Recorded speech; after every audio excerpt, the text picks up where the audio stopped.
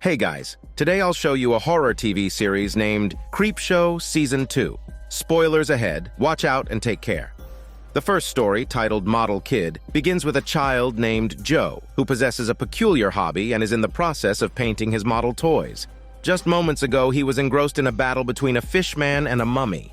His mother is trying to get him to come downstairs for dinner. Later, the uncle and his family come to visit them. The family is enjoying the sausage pizza they brought over. Both mother and auntie understand Joe's hobbies. However, Uncle thinks the boy should spend more time outside being active rather than obsessing over what he deems to be horrific junk.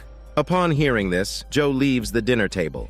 He's in the middle of removing his vampire makeup when the mother comes in to help. She quickly notices a new swelling around his eyes, suspecting the cousin to be the culprit once again. She advises Joe to tone down his horror stories, especially with his uncle's family moving in soon. As soon as the mother leaves the room, she starts coughing heavily, blood staining the paper. But she anticipated this. The usual mother-son movie night commences. The mother always refers to the projector as a time machine because movies can transport people through time and space. They serve as time capsules, helping people remember what they saw and thought the first time they watched them. As the monster show continues to play, Joe notices his mother has become lifeless. The funeral concludes quickly. One by one, people disappear, and Uncle's family officially takes over the house. Today is his designated day for house chores. To assert his role as the man of the house, Uncle quickly heads upstairs. Joe is busy fixing a broken toy. Uncle is hoping to find some leverage under his bed, but only finds a Creepshow magazine. He's frustrated by Joe's strange interest. His goal is to mold Joe into a normal man, starting with getting rid of all the horrific junk. Joe opts to help his auntie trim the tree branches, but the cousin once again taunts him as he passes by.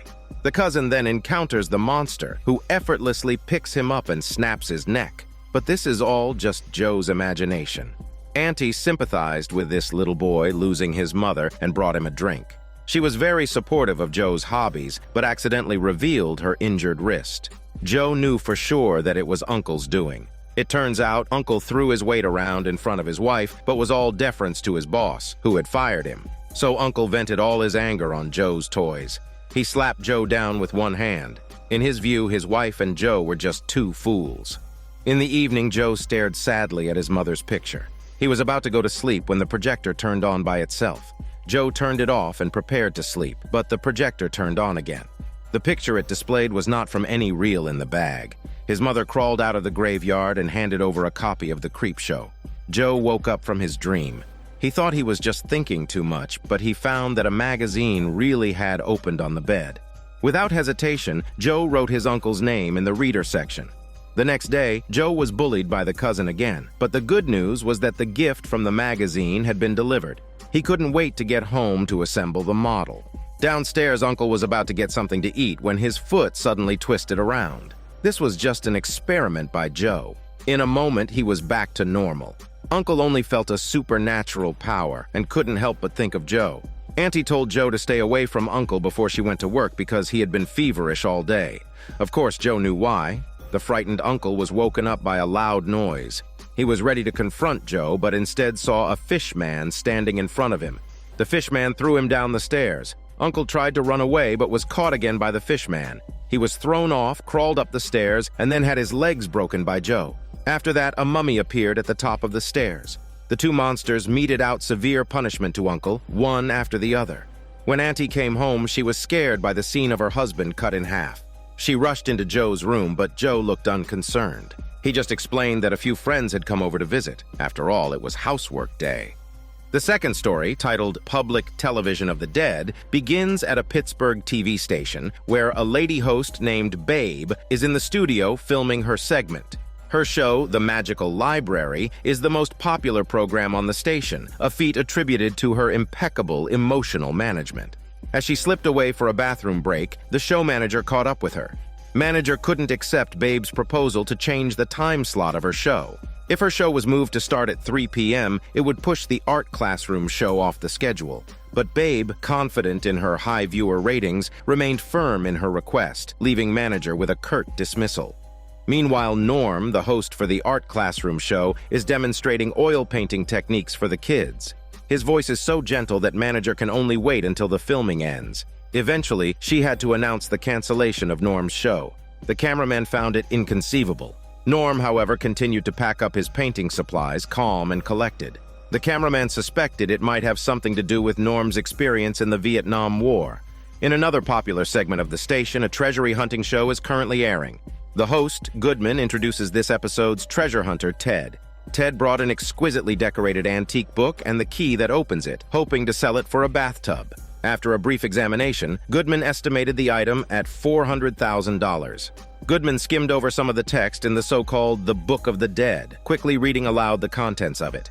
It soon became clear that he was under the influence of a malevolent spirit within the book. After Goodman finished reciting the incantation, Ted used the key to fatally wound him in the head.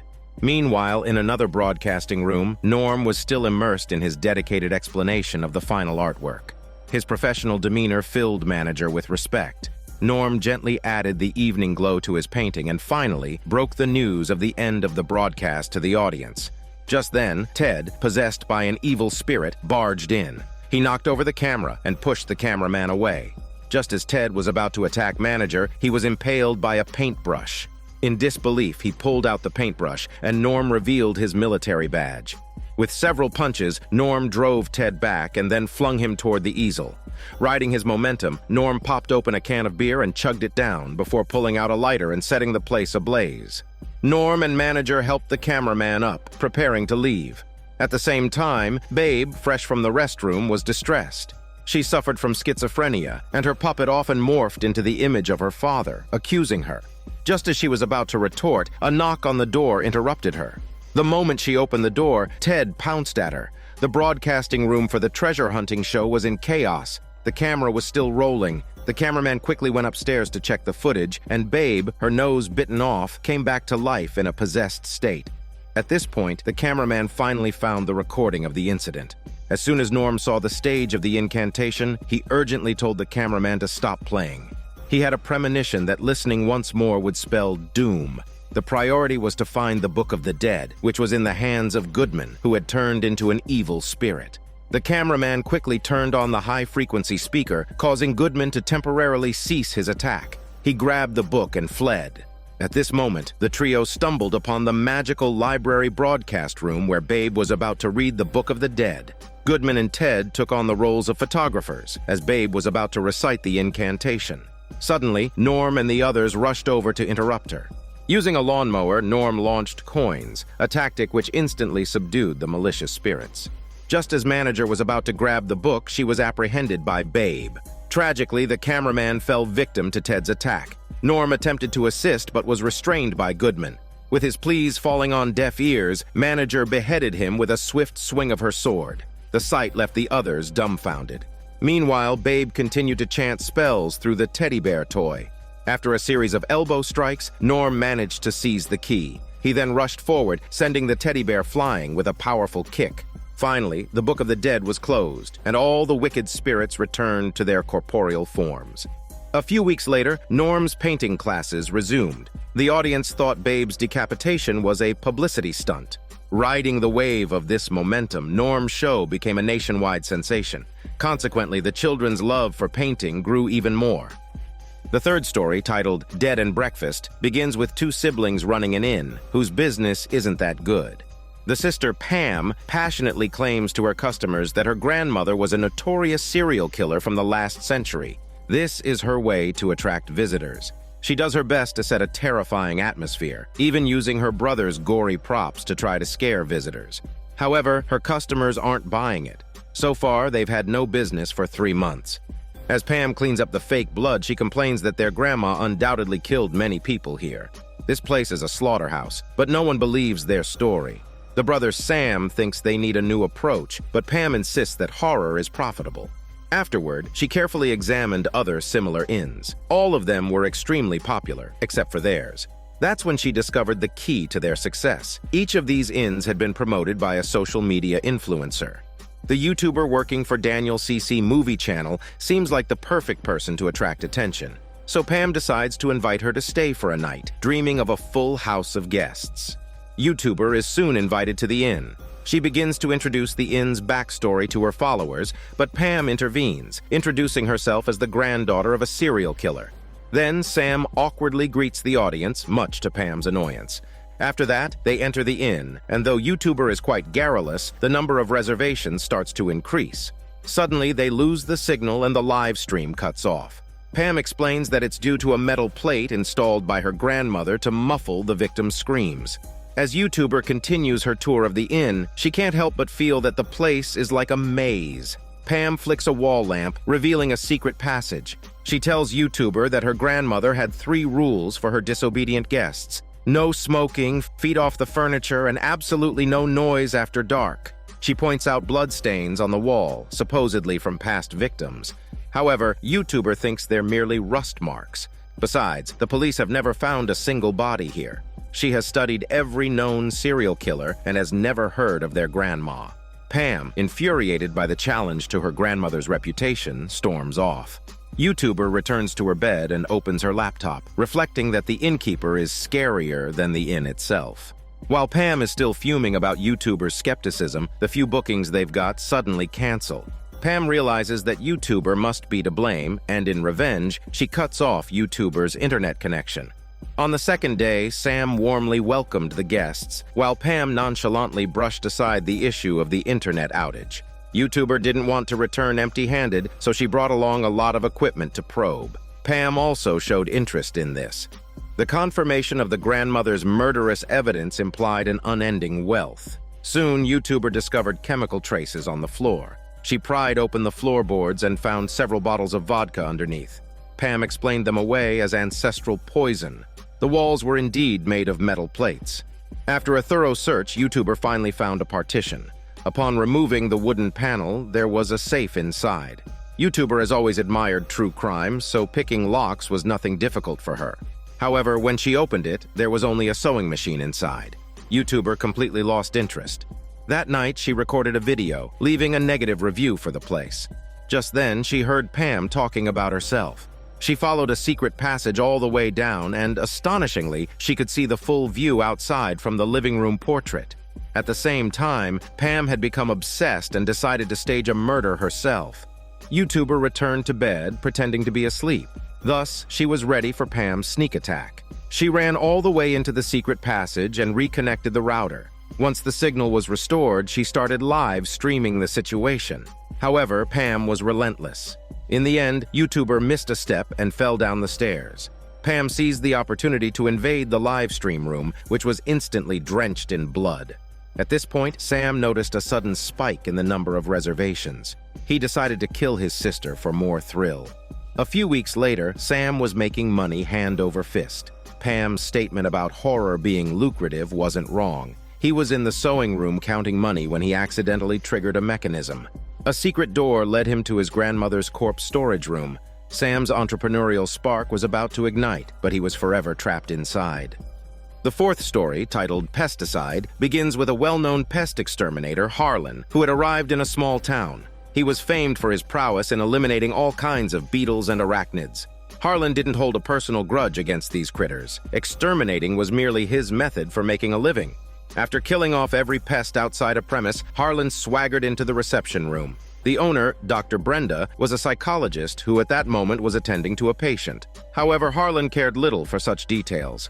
Once the job was done, he expected immediate payment, not a minute late, not a penny short. All Brenda could do was to issue him a check and express her wish to never see him again. But Harlan didn't see it that way, because his was the only pest control business in town. After each job, he would leave behind something to ensure repeat business. One day, he received a large commission. The location was an abandoned factory on the outskirts of town. Initially, Harlan wondered if someone was playing a prank on him, but the client quickly showed up. A tycoon who had bought all the property here made a promise to Harlan that if he could solve the pest problem, he would offer him a full-time job when the residences were built. He then showed Harlan what he wanted cleared out, a group of homeless people. Harlan was adept at cleaning up the mess they often left behind, which attracted rodents. But the tycoon clarified that the pests were not rats, but the homeless people themselves. He had tried to get the police and city management involved, but no one had managed to get rid of them. Harlan was stunned. He'd never done the job of ending a human life, and he firmly refused. But the tycoon believed in his abilities. Harlan thought about leaving, but the offer was simply too good.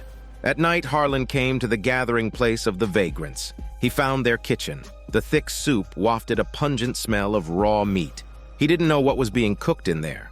Remembering the tycoon had said that they'd eat anything, some chilling hormones ran down Harlan's spine.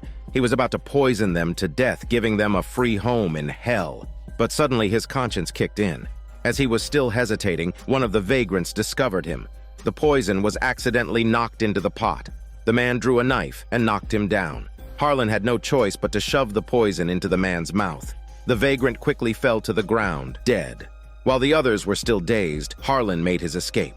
That night, Harlan was entranced by the money in the case from his client. He had wanted to get rid of the damp bug on his shoe, but when he snapped back, he found nothing. Harlan quickly fell asleep, clutching the money. In his dreams, he saw the tycoon snatch the case, holding an insecticide spray aimed at him. When he woke up with a start, he found a giant rat next to his bed. He tried to retrieve the money, but his hand was bitten off. When he woke up again, it was morning. Everything seemed surreal except the money in the case was really gone. Harlan drove to the factory. The police had already surrounded the place. All the vagrants were indeed dead. The tycoon's phone was turned off. Throughout the subsequent extermination work, Harlan was lost in strange hallucinations. He even thought he could see a giant mosquito sucking his diabetic blood. The sleepless nights tortured him. Driving during the day without energy only intensified the hallucinations. He was about to stop the car when he saw a giant spider attack him. When Harlan got out of the car, his face had begun to melt. The spider's web turned into a vagrant. When Harlan woke up again, he found himself at Dr. Brenda's place. He wanted to confess to this psychologist, but the murders and dealings were all blurred in his memory. Brenda diagnosed him with guilt-induced paranoia. That was what Harlan also thought. He wanted to kill Brenda out of frustration, but was too weak. Brenda gently coaxed him to sleep. When Harlan opened his eyes again, he found himself shrunken down. Brenda knew all along what this guy had done, or rather, she had been anticipating this day. She picked up a magazine and fiercely swung at the couch.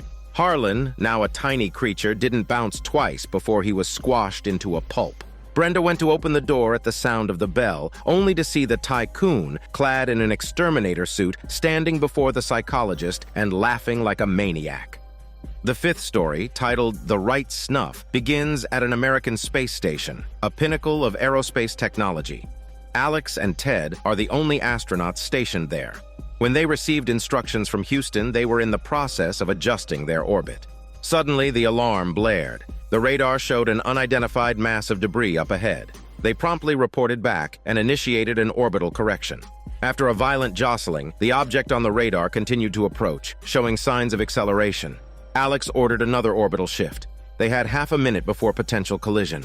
It was then that Alex remembered the gravity generator located behind them, so he asked Ted to increase the gravity wave. The cockpit began to shake violently. Alex prepared for the potential collision. As Ted ramped up the power, the space station unleashed a powerful shockwave, effectively clearing the obstacles in their path. However, one object was still heading straight towards them.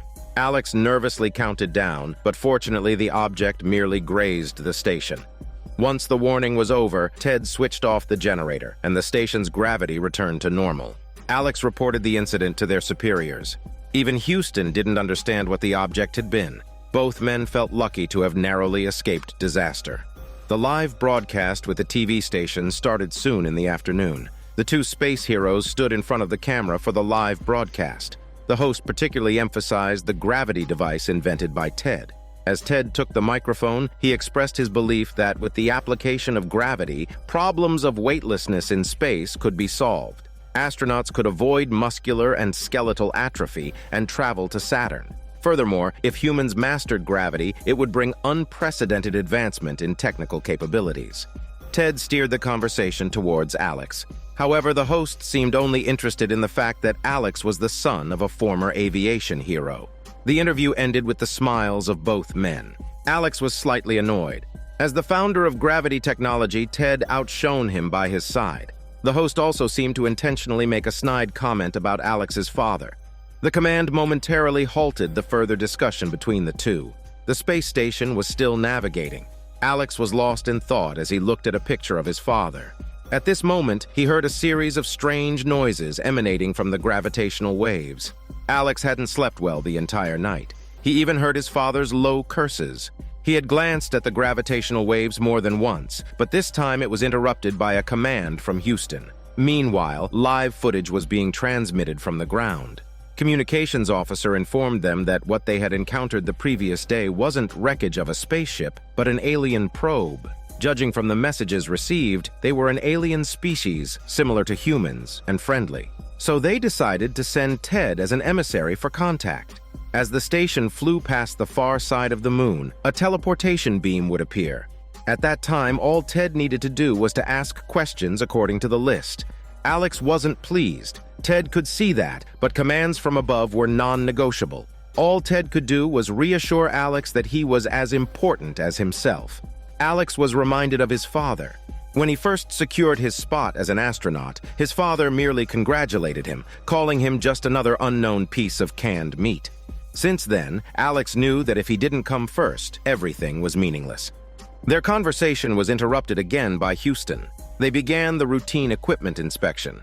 The spaceship lost signal as it navigated to the far side of the moon. Alex mechanically went through the inspection process with increasing annoyance. Suddenly, the cabin door short-circuited and slammed shut. Alex watched helplessly as Ted was trapped inside, his fear growing. Without hesitation, he cranked the gravitational wave to its maximum. Ted was instantly flattened to the ground. As his glasses shattered, his body began to bleed internally. By the time Alex had put on his spacesuit, Ted had already burst under the immense pressure. Ignoring Houston's call, he walked towards the teleportation beam. He was transported into a void. The aliens quickly realized that this was not the assigned emissary sent by the human race.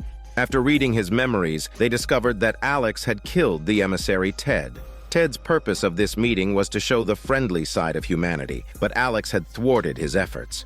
Before deciding to kill him, the aliens found out that he had activated the gravitational waves, causing a shift in the moon's position. The host would make the surveillance public, and the impending collision between the Earth and the moon would wipe out all of humanity. In that way, Alex had finally made a name for himself in history, but there was no one left to appreciate it.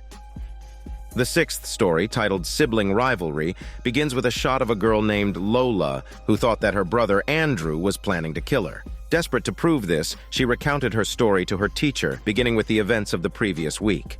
She'd been visiting her good friend Grace when Grace's brother unexpectedly appeared. His well-toned abs and muscles almost caused Lola to lose her composure, but the teacher urged her to stay on topic, but Lola insisted on setting the scene properly. She paid a visit to Grace's house, causing quite a commotion in the yard. However, all of this seemed irrelevant in comparison to what happened next. That night, while staying at Grace's house, Lola was startled to find that Grace wanted to kiss her. Although she wasn't opposed to the idea, she had planned to save her first kiss for her idol. This felt like it could have been harassment, but Lola chose to ignore it. Having stayed up late, Lola ended up sleeping all the next day when she got home. When she woke up, she found her brother spying on her. By Monday, he wouldn't even let her use his car. The teacher was puzzled about the connection between these incidents, so Lola had to speed up her story. Everything seemed normal until lunchtime when she was at school. Suddenly, she felt a churning in her stomach and even began to worry that she might be pregnant. Even though she had no sex recently, she couldn't help but worry about the possibility of airborne sperm transmission. Once she got home, she was surprised to find Andrew cooking. Usually it was their parents who prepared the meals. He forced out a pot of spaghetti, which reeked worse than blue cheese, causing Lola to become nauseous and sick.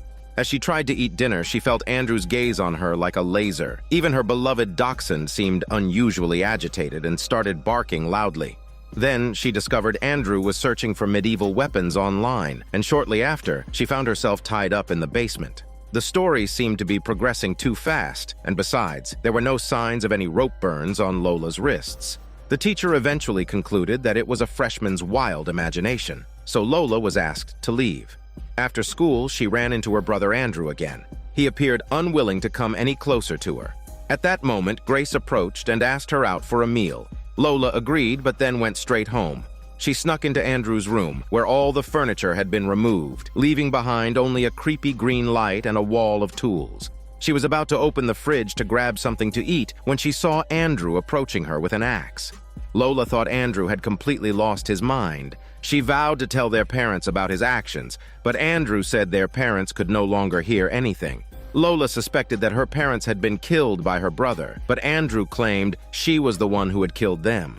He prompted Lola to recall the details after she returned home on Saturday. She had eaten the pancakes their father had made and spilled syrup all over the floor. But it was not syrup. It was their father's blood. The reason Lola perceived Andrew as being on fire was because she had turned into a cold monster. Andrew used garlic to confirm that his sister was indeed a vampire.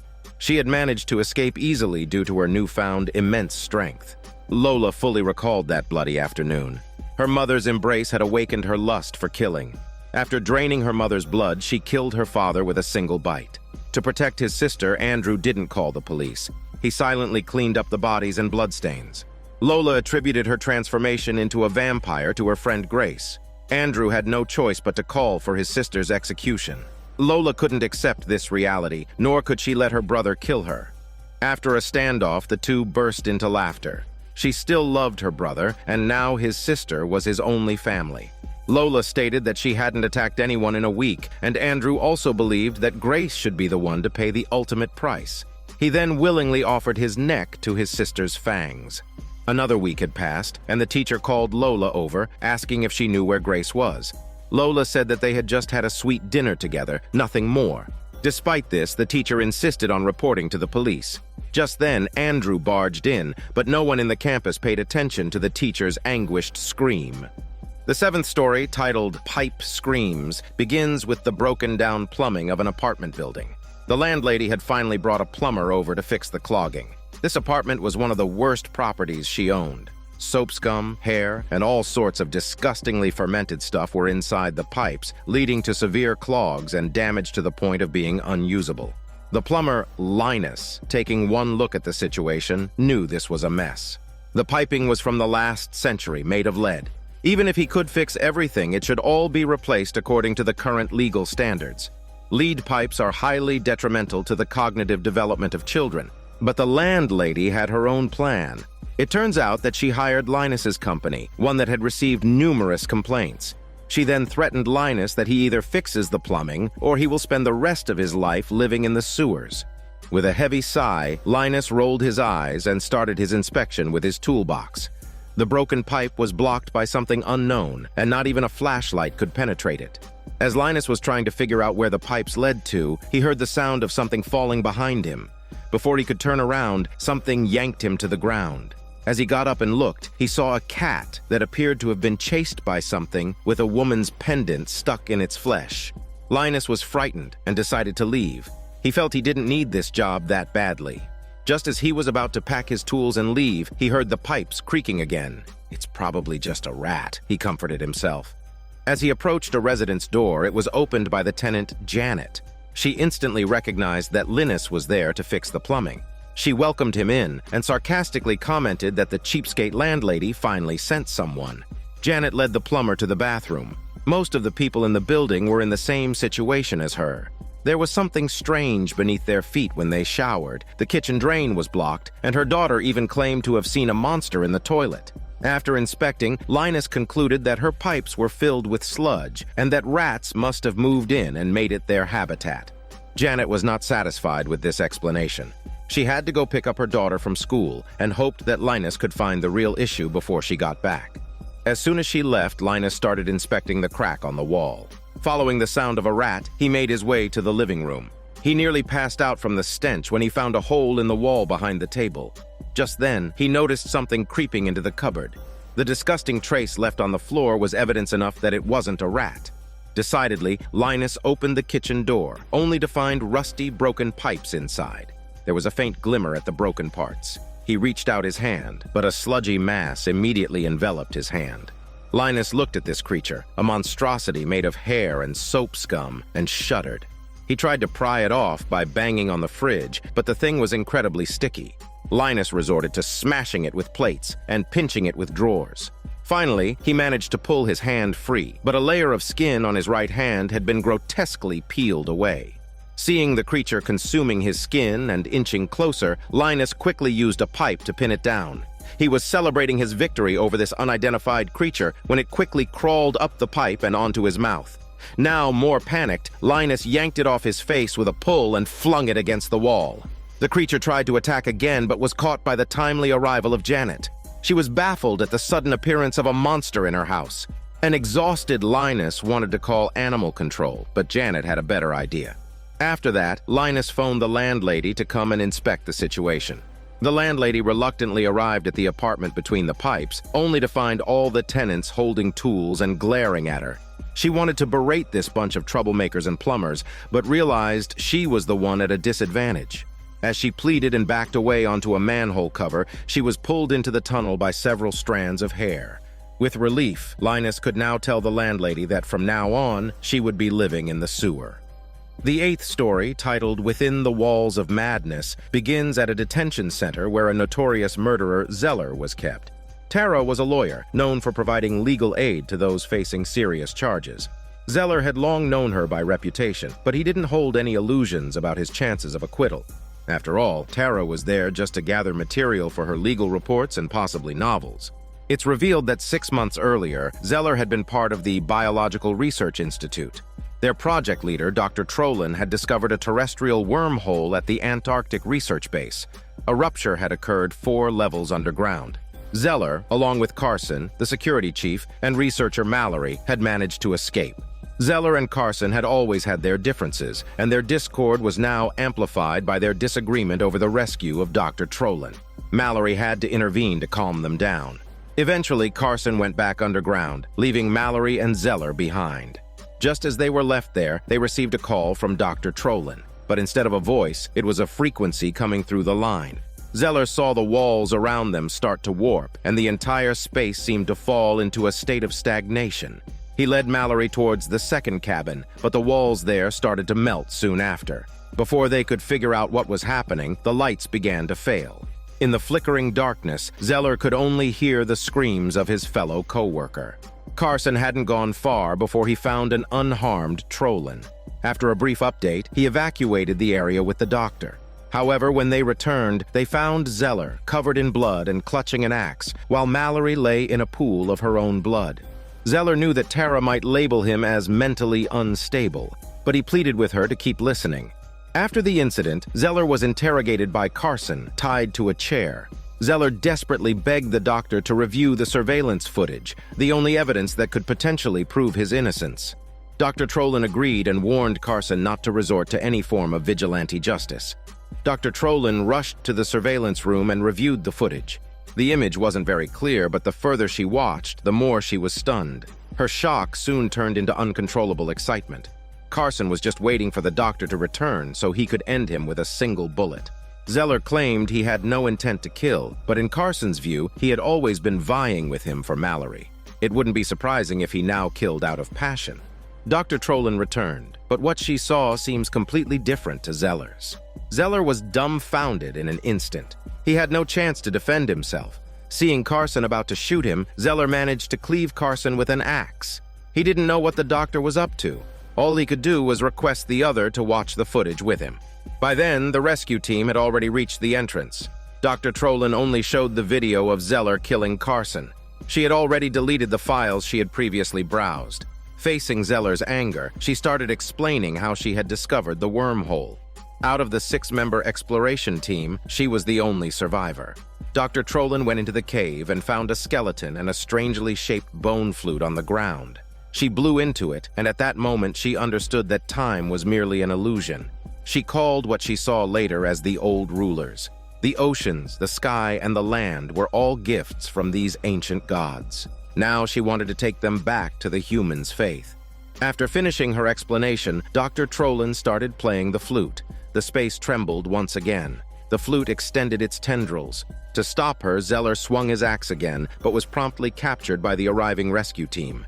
Tara deemed it a good story worthy of being made into a film, but Zeller wasn't disappointed by her comment because he had given up long ago.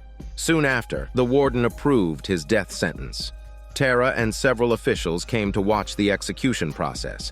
The executioner, respecting Zeller's last wish, placed the flute on Zeller's chest. It's then that Tara realized the story told by Zeller might be true, but it was too late because the Hell Gate had been opened connecting to Earth. Just then, a monstrous creature passed through the wall, extending its GPS tentacles. Everyone present, except for Zeller, was not spared. He peered through a time rift, truly understanding Dr. Troland's words. He ignored the agonized Tara. After all, he had warned them already. The 9th story, titled Night of the Living Late Show, begins in the center of a room where a sofa should have been placed, sitting in an intricate cabin used for virtual reality. Simon, the creator of the device, gently stroked the all-in-one body of the machine and subsequently turned on the switches on the nearby server. When the last 2 cables were plugged in, a warm current flowed through every circuit of the cabin. It automatically opened the hatch, prompting Simon to gasp in surprise. The hundreds of miniature cameras embedded in the inner wall all started up. Simon took a deep breath and immediately laid down. After pressing the button, the hatch automatically closed. Subsequently, the scanning helmet above his head also fitted onto his head. A red light lit up, and Simon chose to press the button to select a movie. He chose the movie Horror Express. After a slight dizziness, he woke up on the train. Looking around, the scenes from the movie were vividly displayed in front of him. The cabin showcased every detail from the movie plot, and the characters' expressions seemed lifelike. At this moment, a worker discovered his dead companion, and Simon reconfirmed that he was indeed in the movie world. He clearly remembered the box from the movie and the panting of the monster inside it. While marveling at the real contact with the movie props, he found that the movie protagonist could even interact with him. He knew the actor in this movie was a professor. It seems that he was puzzled by this young man who suddenly appeared, so Simon kept explaining to himself the plot he'd seen hundreds of times. The monster in the box had undoubtedly killed their companion. Just then, the inspector came over. He also wanted the professor to open the box for confirmation. The professor claimed it was just a fossil, but Simon, who knew the truth, certainly didn't believe him. He accurately stated their next lines. The box was still loaded onto the train. The professor indeed heard noises from inside the box and found wooden splinters on the fossil when he opened it. After this trip, Simon was thrilled with the successful test run of his machine. He pressed the close button and returned to reality. The moment the cabin door opened, he dashed out. Now he was eager to share the news with his wife, Renee. He could hardly wait to introduce her to the virtual reality pod, an invention that was leaps and bounds ahead of its time. The camera scanned data and input information into the main system, thus fully immersing the user into the world of film. Simon's explanations were grandiose, but Renee, who suffered from claustrophobia, wasn't keen on experiencing it firsthand. Simon further explained that one can move around freely inside the movie world. This pod can be used as a device for those who want to escape the monotony of life and the drudgery of a boring household. Renee, however, furrowed her brows because she appreciated more of her current life. She didn't feel trapped by the real world at all. Simon understood his wife's reaction. In his haste, he followed her, wanting to talk things through. That's when his wife began to talk about their marriage from years ago. Renee's father hadn't initially agreed to Simon marrying his daughter. He worried that Simon was just after his money. To stay with Simon, Renee hadn't hesitated to sever ties with her father over this.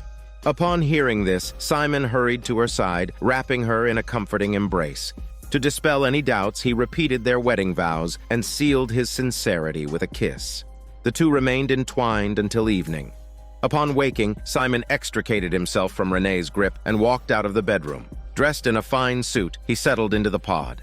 As the lights flickered on, he found himself arriving in Shanghai with the train. The Countess was entrusting her belongings to the luggage handler while Simon made his way over, finally meeting the childhood idol he'd been dreaming about. He quickly struck up conversation, using their shared journey as a common topic. He then naturally invited the lady to join him for a drink. However, the little dog in the lady's arms barked non-stop. Simon attributed it to the influence of the creature in the box, using it as an excuse to invite the lady to the dining car. As the train continued on its journey, the luggage handler used a screwdriver to pry open a wooden box. Through the crack, he only saw a furry face. Just as he was about to grab a light, a hand reached out and unlatched the lock. He hastily clung to the lock, peering inside, only to find a blood-red eye staring back at him.